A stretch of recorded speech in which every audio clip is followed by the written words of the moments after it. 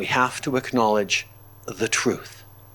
Residential schools were a reality, a tragedy that existed here in our country, and we have to own up to it.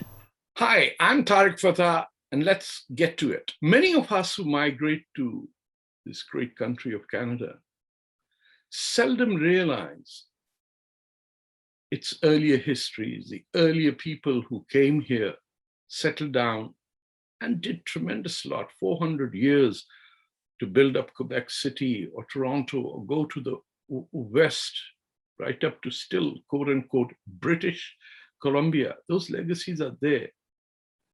But very few of us, I'm talking of first generation immigrants, realize on whose land we live on. And nothing came out as a harsh reminder to us than the bodies or the remains of the over 200 Aboriginal children of this land, coming out from the residential school system where the church decided what was best for the people, or where one group of people considered it their responsibility to civilize another people. And we have seen what has happened. Much good has come out of Canada. But today's disclosure, or this week's disclosure of the bodies of young children, just breaks your heart.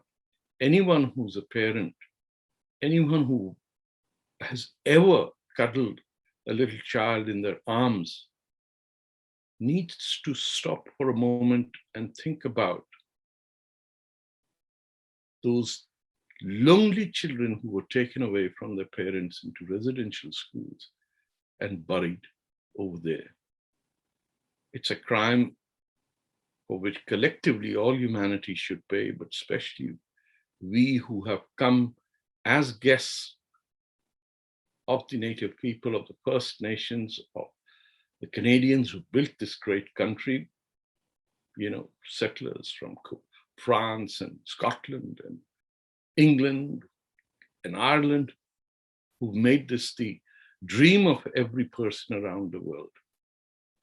We should always remember that there are shortcomings done even among the best of intentions, and they have to be rectified, not in any other way, at least in our thoughts.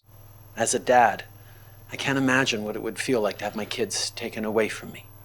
And as Prime Minister, I'm appalled by the shameful policy that stole Indigenous children from their communities.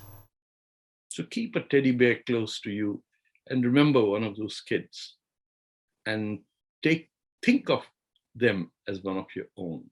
You would have done part of your duty. I hope this tragedy never repeats itself ever again, though we know that it's happening in many parts of the world.